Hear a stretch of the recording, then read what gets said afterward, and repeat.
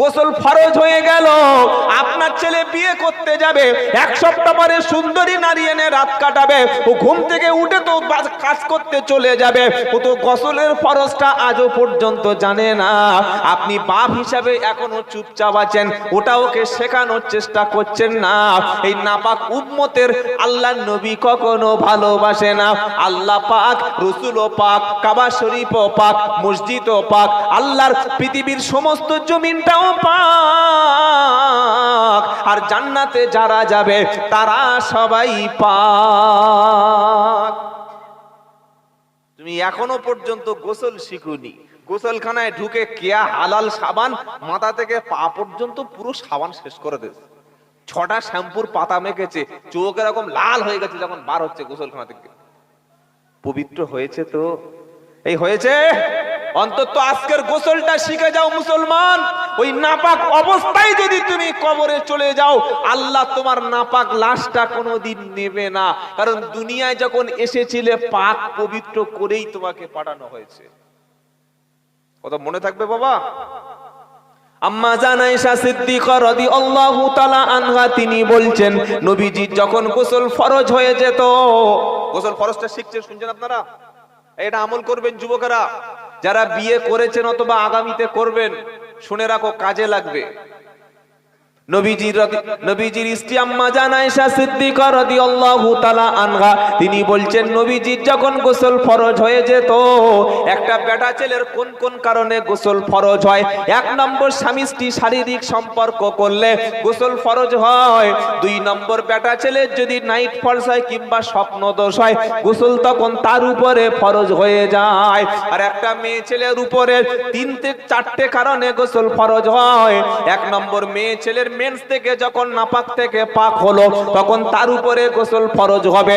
2 নম্বর, মেয়ে ছেলেটা যখন বাচ্চা হবে, বাচ্চা হওয়ার পরে নাপাক রক্ত যখন বন্ধ হবে তারপরে তার উপরে গোসল ফরজ হবে। 3 নম্বর, স্বামী স্ত্রীর সঙ্গে শারীরিক সম্পর্ক করলে তখন তার উপরে গোসলটা ফরজ হয়ে যাবে। আল্লাহর নবী সাল্লাল্লাহু আলাইহি সাল্লামের স্ত্রী আম্মা জান আয়েশা সিদ্দিকা রাদিয়াল্লাহু তাআলা আনহা তিনি বলছেন, নবীজি যখন গোসল ফরজ হয়ে যেত, প্রথমে তিনি হাত দুটো কবজি পর্যন্ত ধুয়ে নিতেন, তারপরে নাপাক অংশটা যেখানে শরীরে নাপাক লেগে আছে ওই জায়গাটা ভালো করে পানি দিয়ে ধুয়ে নিতেন। এরপরে নবীজি সাল্লাল্লাহু আলাইহি সাল্লাম ওযুর মতো ওযু করে নিতেন, কিন্তু পাটা ধুইতেন না। ওযু করে নিতেন, পাটা ধোয়া বাকি রেখে মাথা থেকে পা পর্যন্ত গোটা শরীর ভালো করে ধুয়ে নিয়ে 3 বার ধুয়ে নিতেন। আসার সময় তিনি পাটা ধুয়ে চলে আসতেন। ওযু হয়ে গেল, গোসলও হয়ে গেল।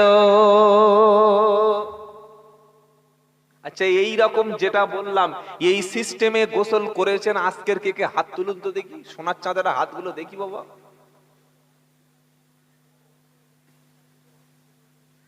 এই 1টা 2জন। আরে এই লোকগুলোকে গা ধুইনি আজকে? ও হুজুর, কি আপনারা গোসল করেছেন আজকে? গোসল করেছেন?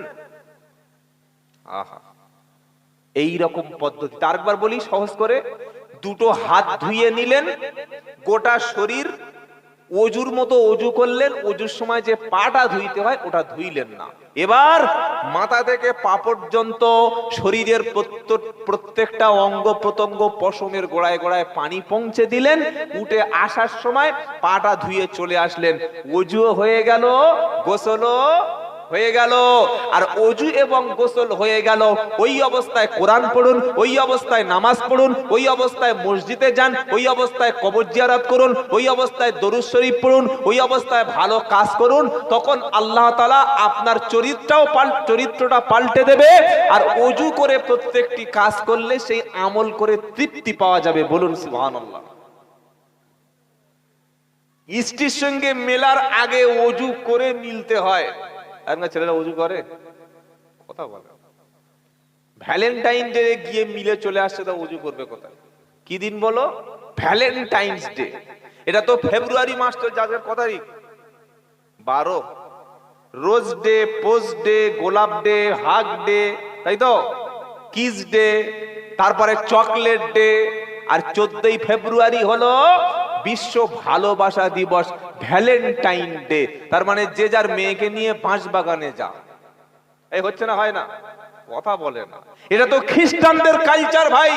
তারা চায় মুসলমানের ছেলেরা বিয়ে না করে বিয়ের আগে বাপ হোক। তারা খ্রিস্টানেরা চায় মুসলমানের মেয়েরা বিয়ে করার আগে মা হয়ে চলে যাক। তাই মুসলমান যুবকদের হাতে বলে দিয়েছে আজকের কিস ডে, আজকের প্রপোজ ডে, আজকের গোলাপ ডে, আজকের এটাই ডে।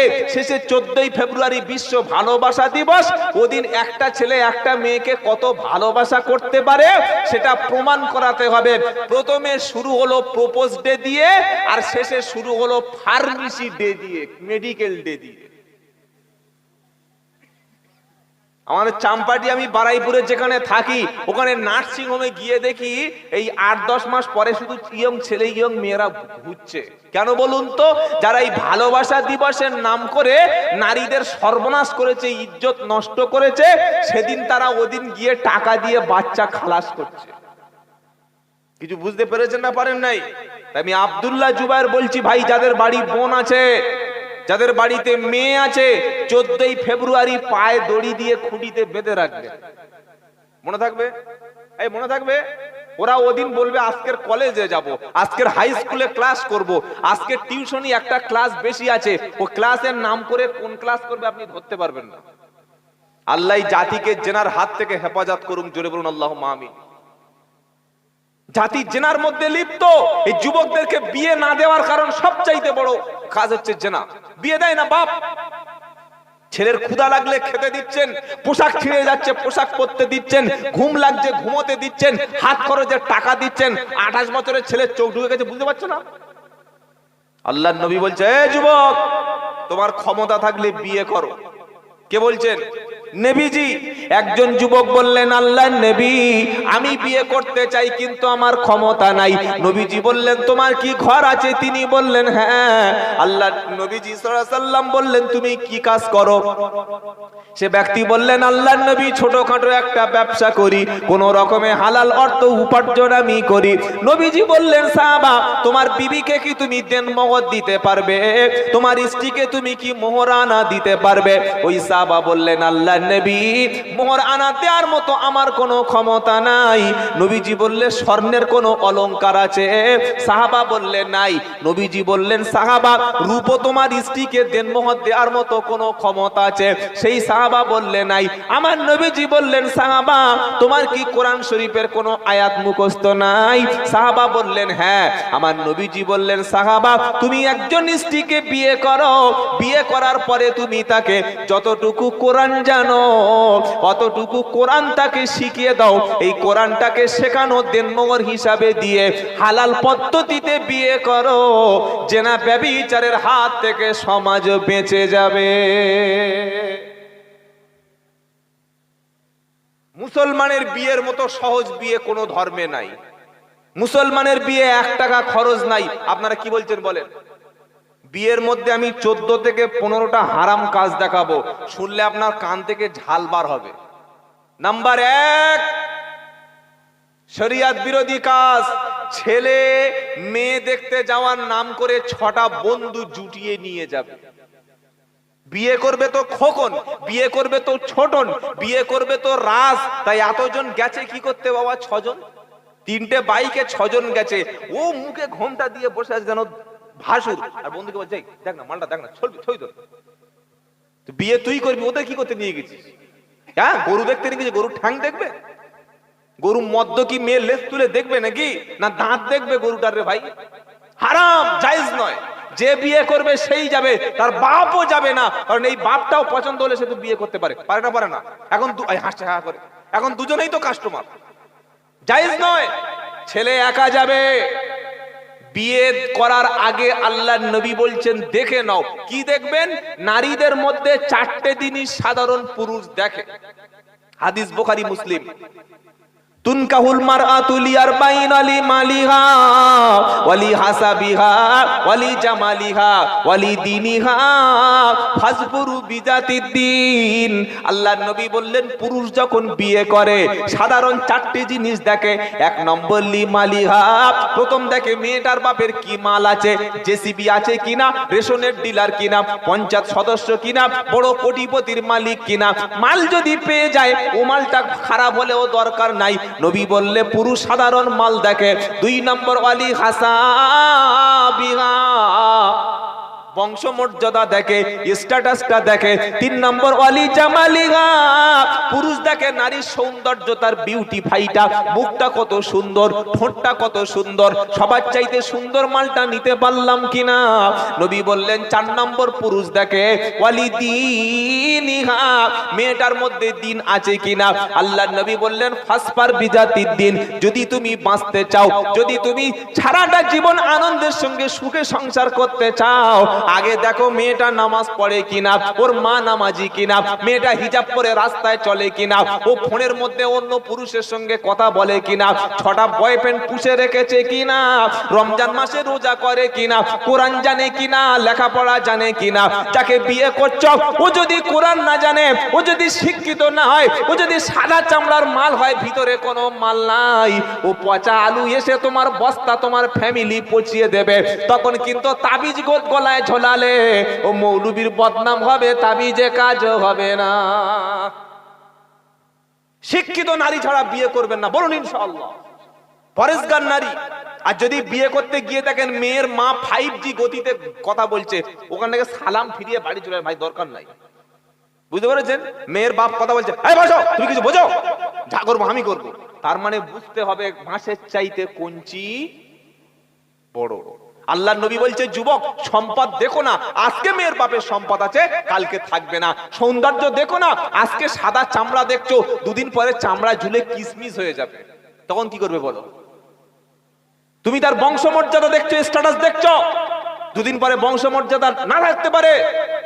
যদি তার মধ্যে শিক্ষা থাকে, এডুকেশন থাকে, নামাজ থাকে, পরেশগারিতা, খোদাভীরুতা, মুত্তাকি থাকে, তুমি ফজরের সময় ঘুমিয়ে গেলে তোমার বিবি তোমাকে ঘুম থেকে জাগিয়ে আল্লাহর ঘরের দিকে, নামাজের দিকে ডেকে দেবে। জোরে বলুন সুবহানাল্লাহ। এরকম বিবি যাদের বাড়িতে আছে, ফজরের আজান হয়ে গেছে, সালাতু খায়রুম মিনান নাওম। তার মানে কি ভাই? এখন 5টা বাজে ঘুমো, সকাল 9টায় উঠবে, তাই তো নাকি? আসসালাতু খায়রুম মিনান নাওম।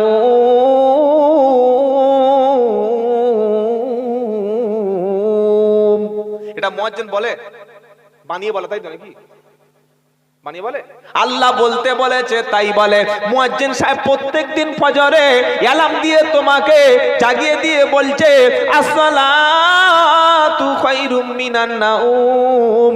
ঘুমের চাইতে নামাজটা উত্তম। আজকে তুমি বিছানায় আছো, আজ রাত 12টার সময় আল্লাহ ইচ্ছা করলে তোমার হার্ট অ্যাটাক করে দিতে পারে। আজকে বিছানায় আছো, রাত 2টোর সময় তোমার শ্বাসকষ্ট শুরু হলো, 3টের সময় হাসপাতালে গেল, 4টের সময় ডাক্তাররা বলছে কিছু করার নাই, বাঁচাতে আমরা পারলাম না। আজকে মরলে কালকের 2 দিন, পরের দিন কেউ কাঁদবে না। আজকে মরলে কালকের 2 দিন, পরের দিন কেউ কাঁদবে না। যাদের জন্য করলে কামাই, তারা তোমার থাকবে না। থাকবে? ওই প্রথম বিছানাটা ভাগ হবে, আপনার মোবাইলটা টানাটানি করবে, ব্যাংকের অ্যাকাউন্টটা সব সিজ করে পুরো টাকাটা তুলে ছেলেমেয়েরা সব ছেড়ে দেবে, জমি জায়গাগুলো ভাগ হয়ে যাবে, পোশাকগুলো ভাগ হবে, গাড়িটা সবাই চড়বে, তোমার বাড়ির ভিটেটা 6টা ভাগ হবে, আর তুমি খাবি কেটে থাকবে। কি বুঝতে পারলেন বলেন? খুবই সুন্দর করে বলছে, এটা ধোঁকা ছাড়া কিচ্ছু না ভাই, পুরো ধোঁকার পিছনে জগৎটা ঘুরছে। আজকে মরলে কালকের 2 দিন, পরের দিন কেউ কাঁদবে না। কাঁদবে? বন্ধুরা বলবে, উফ কে মরে গেছে? বাবলু বলে মারাত্মক মাল ছিল, একসঙ্গে বসে মাল খেতাম। কি মাল বুঝতে পারছো? উফ আল্লাহ, কি করে মরে গেল গো আল্লাহ। 2-1 দিন কাঁদবে, তারপরের দিন যে গেছে সেই গেছে, আর কারোর খবর নাই। কি বলছেন আপনারা বলেন? একসঙ্গে বসে তাস খেলতাম, একসঙ্গে বসে মদ খেতাম, একসঙ্গে বসে গল্প করতাম। এই তো বন্ধুরা বলবে, অমন বন্ধুর সঙ্গে তুমি কেন ঘুরবে যে বন্ধু তোমার কবরের কাছে গিয়ে কাঁদবে না? ভাই এ বন্ধু আছে? এই সোনার চাঁদ বন্ধুরা বলো, এই রকম বন্ধু কি তৈরি করতে পেরেছি যে বন্ধু আমার মরণের পরে কবরের কাছে গিয়ে হাত তুলে দোয়া চাইবে? এরকম বন্ধু কি তৈরি করতে পেরেছি যে বন্ধু আমার মরণের পরে সূরা ফাতিহা সূরা ইখলাস পড়ে আমার জন্য হাত তুলে কাঁদবে? এমন বন্ধু কি তৈরি করতে পেরেছি যে বন্ধু জানাজার নামাজের পরে আমার জন্য চোখের পানি ফেলবে? এমন বন্ধু কি তৈরি করতে পেরেছি যে বন্ধু নামাজের শেষে দোয়ায় আমার নামটা মনে করে চোখের পানি ফেলবে? এরকম বন্ধু যদি তৈরি করতে পারো, ওটাই তোমার অরিজিনাল বন্ধু। বাদবাকি যাদের চা খাওয়াচ্ছ, যাদের পিছনে ঘুরছ, যাদের গুটকা কিনে দিচ্ছ, যাদের বাইকে তেল মেরে দিচ্ছ, যাদের সঙ্গে সিনেমা দেখছ, যাদের সঙ্গে সময় দিচ্ছ, এরা একটাও তোমার বন্ধু না। রাগ হচ্ছে নাকি আপনাদের? এসে যখন গেছি, জীবনে তো আর আসবো না, তাই বলে দিয়ে যাই। কাদের সঙ্গে বন্ধু করবেন? কোরআন, ইয়া আইয়ুহাল্লাযীনা আমানুত্তাকুল্লাহা ওয়া কুনু মা'আস সাদিকিন। 11 পারা 5 নম্বর পৃষ্ঠা 5 নম্বর লাইনের 119 নম্বর আয়াত, সূরার নাম তাওবা। হে বাঁকুড়ার যুবকেরা, তুমি যুবক হয়েছো, এখন জওয়ানি বয়স, অনেক কিছু করতে মন চাইবে, অনেক দিকে তাকাতে মন চাইবে, গান শুনতে মন চাইবে, নোংরা ছবি দেখতে মন চাইবে, মেয়েদের সাথে কথা বলতে তোমার মন চাইবে। তুমি জানো না আল্লাহ রাসূল তোমাকে কত ভালোবেসেছিল, রাসূল কত তোমাকে ভালোবেসেছে তুমি জানো না। আল্লাহ পাক তোমাকে ডেকে ডেকে বলছে, হে বিশ্বাসী ঈমানওয়ালা, যারা ঈমান এনেছো তোমরা শোনো, ইয়া আইয়ুহাল্লাযীনা আমানুত্তাকুল্লাহা, হে বিশ্বাসী ঈমানওয়ালা, আল্লাহকে দেখে ভয় করো। পৃথিবীতে থাকার জায়গা না, তোমার চলে যাওয়ার আগে আরো কত বন্ধু কবরে চলে আছে, তোমার মতো একসঙ্গে খেলা করত, একসঙ্গে বসে গল্প করত, ওই রকম হাজারো বন্ধু কবরে শুয়ে আছে। তুমি আজকে নামাজ না পড়ার জন্য বাহানা খুঁজছো, তুমি কাজের অজুহাত দেখাচ্ছ, তুমি টেনশনে আছো বলছো, তুমি ব্যস্ততা দেখাচ্ছ, তোমার মতো হাজার বন্ধু কবরে শুয়ে আছে। দেখো, বারবার তারা দুনিয়ায় ফিরে আসতে চাইছে, একটা সেজদা দিতে চাইছে, একবার কোরআন শরীফ পড়তে চাইছে, কিছু টাকা দান করতে চাইছে, ইল্লাল্লাহ জিকির করতে চাইছে, মসজিদে একটা বাড়িতে কাপে থাকতে চাইছে, কিন্তু আজ জীবনে তাদের কখনো ফিরে আসা সম্ভব হবে না। তাই আল্লাহ পাক বলছে, আমানুত্তাকুল্লাহ, আল্লাহকে তুমি ভয় করো, আল্লাহকে তুমি ভয় করো, ওয়া কুনু মা'আস সাদিকিন, সত্যবাদীদের সাথে থাকো। যে বন্ধুর সঙ্গে মিশলে আল্লাহ পাওয়া যাবে, যে বন্ধুর সঙ্গে মিশলে রাসূলকে পাওয়া যাবে, যে বন্ধুর সঙ্গে মিশলে নামাজের সময় তোমাকে ডাকবে, যে বন্ধুর সঙ্গে মিশলে তোমাকে মদের হাত থেকে বাঁচাবে, নারীর হাত থেকে বাঁচাবে, তোমাকে জুয়া খেলতে দেবে না, তোমাকে মিথ্যা কথা বলতে দেবে না, রমজান মাসে রোজা করবে, যে বন্ধুর সঙ্গে মিশলে একসঙ্গে বসে কোরআন পড়তে পারবে, যে বন্ধুর সঙ্গে মিশলে আল্লাহর নবীর রওজা মোবারকে গিয়ে সালাম দিয়ে এসে উমরা করতে পারবে, যে বন্ধুর সঙ্গে মিশলে বাপ মাকে আপন করে নিতে পারবে, যে বন্ধুর সঙ্গে মিশলে তোমাকে দাড়ি চাচতে দেবে না, তোমাকে কাপড় হাফ প্যান্ট পরতে দেবে না, এই হলো অরিজিনাল বন্ধু। এরকম বন্ধু যদি তুমি পাও, এটা তোমারও জান্নাতি সাথী। জোরে বলুন না সুবহানাল্লাহ। খালি পকেট থেকে গুটকার প্যাকেট ছিঁড়ছে আর মাল ঢেলে দিচ্ছে। সন্ধ্যা পর্যন্ত খেয়ে খেয়ে 6 প্যাকেট মাল খাইয়েছো, যাদেরকে খাইয়েছো চেক করে দেখেছো পানি নেয় কিনা? এই বাবাজিরা, এখনকার মেয়ের বাপগুলো ওই রকম ধান্দাবাজ, খালি খোঁজে পয়সা আছে ছেলেটা, পয়সা আছে, ভিতরে কি মাল আছে দেখ, খালি পয়সা আছে। তো পয়সা তোমার মেয়ে সুখী করবে? সুখ দেবে তো সে যে তোমার মেয়েকে সবচাইতে বেশি ভালোবাসবে, তাকেই বিয়ে করো ভাই। যে তোমাকে ভালোবাসবে তাকে বিয়ে করো না যে তোমাকে ভালোবাসবে না। 16 বছরের মেয়ে 39 বছরের ছেলের সঙ্গে বিয়ে দিয়েছে, সংসার হবে? কথা বলে, ও তো হাফ বুড়ো, ওর কিছু আছে? হ্যাঁ, ওর ব্যাটারি চার্জ আছে? হাসছে, বুঝতে পারছেন না? পাচ্ছেন না? ওর আর ব্যাটারি কিচ্ছু নাই। এ বাবাজিরা, ইসলাম কুফু বলে একটা কথা রেখেছে বিয়ের সময়। ওলামাদের জিজ্ঞাসা করুন, কুফু মানে সমতা, সামঞ্জস্যতা, জাস্টিফাইটা ঠিক মতো করো। কোন একজন হাই এডুকেটেড শিক্ষিত ছেলের হাতে মূর্খ মেয়েকে দিলে সংসার হবে না। নামাজি পরেশগার চরিত্রবান ছেলের সঙ্গে দুশ্চরিত্র নারী, তারও সংসার হবে না। মেয়েটা ওই রকম সুন্দর দেখতে, ওই রকম চরিত্র ভালো, ওই রকম পরেশগার, ওই রকম খোদা ভীরু, আর দিয়েছে একটা পয়সাওয়ালা মাতালের সাথে, সংসার হবে? হবে? টেনে টুনে সামনের চাকা ঘুরছে, পিছনের চাকা ঘোরে না, এরকম গাড়ি আছে না? জ্যাম হয়ে গেলে তো কতদিন টানবে? তো চাকা পাঞ্চার করে বাস্ট হয়ে বার হয়ে পালাবে। সেজন্য সর্বদা বন্ধু করবেন তার সাথে যে বন্ধুর সঙ্গে মিশলে আল্লাহ পর্যন্ত যাওয়া যায়। জোরে বলুন সুবহানাল্লাহ। যদি দেখেন বন্ধু মেয়েদের সাথে ফোনে কথা বলছে, বন্ধু মিথ্যা কথা বলছে, আপনার বন্ধুটা চুরির মাল কিনছে, আপনার বন্ধুটা মানুষকে ঠকাচ্ছে, আপনার বন্ধুটা সমাজে খারাপ কাজ করছে, ওটা আপনাকে পচিয়ে মারবে, ওটা কখনো বন্ধু না। মনে থাকবে বাবাজি? এবার আপনি বসে বসে ভাবুন, যে মালগুলো আমাদের সাথে ওঠা বসা করে, এরা ভালো মাল না এরা পয় মাল? নামাজের মধ্যে দোয়া কুনুত পড়া হয় জানেন? কোন নামাজে? জানাজার নামাজে, তাই তো? ও আচ্ছা, বেতের নামাজে দোয়া কুনুত পড়া হয়। দোয়া কুনুতের মধ্যে কি বলেন যদি আপনি জানতেন, একটা মূল্যবান কথা আপনি বলেন, আল্লাহুম্মা ইন্না নাস্তাঈনুকা ওয়া নাস্তাগফিরুকা ওয়া নু'মিনু বিকা ওয়া নাতাআক্কালু আলাইকা ওয়া নুসনি আলাইকাল খায়র ওয়া নাশকুরুকা ওয়া লা নাকফুরুকা ওয়া নাকলাউ ওয়া নাতরুকু মাইয়া ফুজরুক। আল্লাহু আকবার। শুধু এই পয়েন্টটা শুনেন, ওয়া নাকলাউ ওয়া নাতরুকু মাইয়া ফুজরুক। আয় আল্লাহ তাআলা, যারা আপনার দুশমন, যারা পাপী, যারা পাপিষ্ঠ, আপনার হুকুমের বিরোধিতা করে যারা, তাদের সঙ্গে সব সম্পর্ক ছিন্ন করে দিলাম। এটা নামাজে বসে বললেন। নামাজের শেষে বেনামাজির সঙ্গে ওঠবোস করলেন, বেনামাজিকে চা খাওয়ালেন, বেনামাজিকে দেখে আপনি বুকে জড়িয়ে ধরে নিলেন। এবার বলুন, আল্লাহর সামনে দাঁড়িয়ে আপনি কত রকম চিটিংবাজি করলেন। পৃথিবীতে অসংখ্য দল আছে, হানাফি, শাফি, হাম্বলি, মালিকি, ফুরফুরা, তাবলীগ, দেওবন্দি, কাদরিয়া, চিশতিয়া, মুজাদ্দিদিয়া, নকশবন্দিয়া, হাজারো দল আছে ভাই। আছে না? আছে না? নাই? কোন দলটা জান্নাতে যাবে? সেই দলটা জান্নাতে যে দলটা আল্লাহর নবী এবং তার সাহাবাদের মতো জীবন যাপন করেছে, যে দলে নামাজ আছে, যে দলে কোরআন আছে, যে দলের মধ্যে আল্লাহর প্রতি ভালোবাসা আছে, নবীর সুন্নাতটা আছে, সেই দল হলো আল্লাহর জান্নাতি দল। আজান হয়ে গেলে যদি মসজিদ পর্যন্ত আপনার স্ত্রী আপনাকে পৌঁছে দেওয়ার ভূমিকা পালন করে, তো ভাববেন সত্যিকারের প্রকৃত স্ত্রী আপনি পেয়েছেন। বলুন সুবহানাল্লাহ। মনে থাকবে বাবা, আল্লাহ তাআলা যেন এরকম স্ত্রী আমাদের দান করেন। সুবহানাল্লাহ বলে।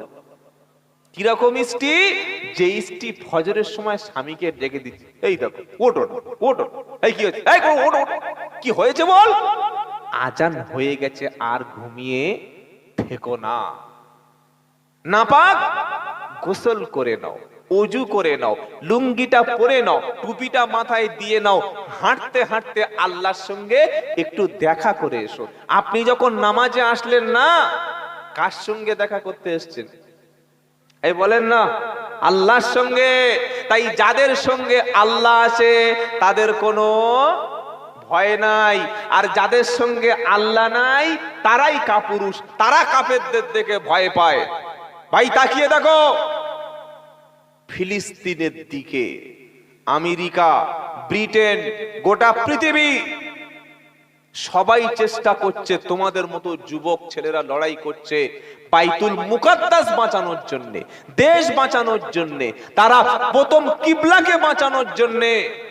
তাদের হাতে তেমন অস্ত্র নাই, সৈন্য নাই, কোনো বিদেশি অস্ত্র নাই। ফিলিস্তিনে ভাইদের বুকে আছে আল্লাহ রসুলের মহব্বত, আছে আল্লাহর প্রতি অগাধ ঈমান। জোরে বলুন সুবহানাল্লাহ। সেই ঈমান তৈরি করব সকলে ইনশাআল্লাহ। বলুন ইমান তৈরি হবে কিসে? আল্লাহর ঘরে যার যত বেশি আশা, আল্লাহর ঘরের সঙ্গে যার যত বেশি সম্পর্ক, আল্লাহর খাস ওলি, খাস পিয়ারা বান্দা হচ্ছে সে যে ব্যক্তি প্রত্যেকদিন আল্লাহর সঙ্গে দেখা করতে আসে। যদি কোনো ব্যক্তি ভাই এই গ্রাম থেকে প্রত্যেকদিন মুখ্যমন্ত্রীর সঙ্গে ডেলি 4 বার 5 বার ফোনে কথা বলে, তার ক্ষমতা বেশি না কম? বেশি নয়? বিশাল ক্ষমতা। ডাইরেক্ট দিদির সঙ্গে হাত আছে রে, বলবে না? বলবে না? বলবে। আর যারা নামাজ পড়ে, আল্লাহর ঘরে হাজিরা হয়, তাদের সবচাইতে বেশি হাত আমার আল্লাহর সঙ্গে স্বয়ং তাদের হাত আছে। জোরে বলুন। কেন জানেন? নামাজি মুমিন ব্যক্তি যখন আল্লাহু আকবার বলে নামাজে দাঁড়ায়, তারা নিজের দুঃখ, কষ্ট, যন্ত্রণাটা আমার আল্লাহর কাছে তারা শেয়ার করে। বলুন সুবহানাল্লাহ। প্রথমে নামাজি ব্যক্তি ওযু করলো, পবিত্র হলো, দুনিয়ার কাজকে থামিয়ে দিল। যেটা বলছিলাম জুমার দিন, বলছিলাম না, জুমার দিন যখন আজান হয়, কোরআন ইয়া আইয়ুহাল্লাযীনা আমানু ইযা নুদিয়া লিস-সালাতি মিন ইয়াউমিল জুমআতি ফাসআউ ইলা যিকিরিল্লাহ ওয়া দারুল বাই' যালিকুম খায়রুল লাকুম ইন কুনতুম তা'লামুন। 28 পারা সূরা জুমা 9 নম্বর আয়াতে 10 নম্বর আয়াতে আল্লাহ পাক শোনাচ্ছে ইয়া আইয়ুহাল্লাযীনা আমানু। হে বিশ্বাসী ঈমানওয়ালা, কে বলছে? জোরে বলেন আল্লাহ। জোরে বলেন কে? আল্লাহ।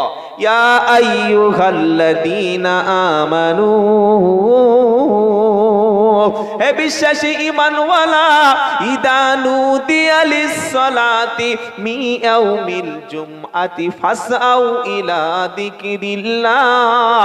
যখন জুমার দিনে আমার ঘরে তোমাকে নামাজের জন্য ডাকা হবে, ফাসআউ ইলা যিকিরিল্লাহ, আমার জিকিরের জন্য, আমার স্মরণের জন্য, আমার নামাজের জন্য জুমার দিনে যখন তোমাদেরকে আমার ঘরের দিকে ডাকা হবে, আল্লাহ পাক বলছে ওয়াদারুল বাই', ব্যবসা বাণিজ্য কাজকর্মকে তুমি ত্যাগ করো, বন্ধ করে দাও। অফিসটা একটু ছুটি নাও, কাজটা একটু থামিয়ে দাও, ব্যবসাটা একটু বন্ধ করো, দোকানের ঝাঁপটা একটু ফেলে দাও, শাটারটা একটু ডাউন করো।